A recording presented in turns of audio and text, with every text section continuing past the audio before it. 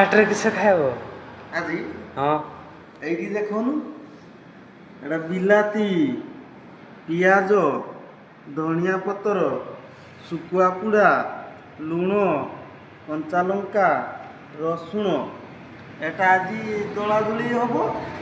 ଆଉ ଏଟାରେ ହେଉଛି ଲେମ୍ବୁ ପିଆଜ ଧନିଆ ପତ୍ର କଞ୍ଚା ଲଙ୍କା ଆଉ ଇଏ ହେଲା ଟମାଟୋ ଆଉ ମେଥି ଶାଗ ଗୋଟେ ତରକାରୀ ହେଇଛି ଆଉ ସିମ ଭଜା ଆଉ ଆଜି ଏତିକି ହବ ଆଉ।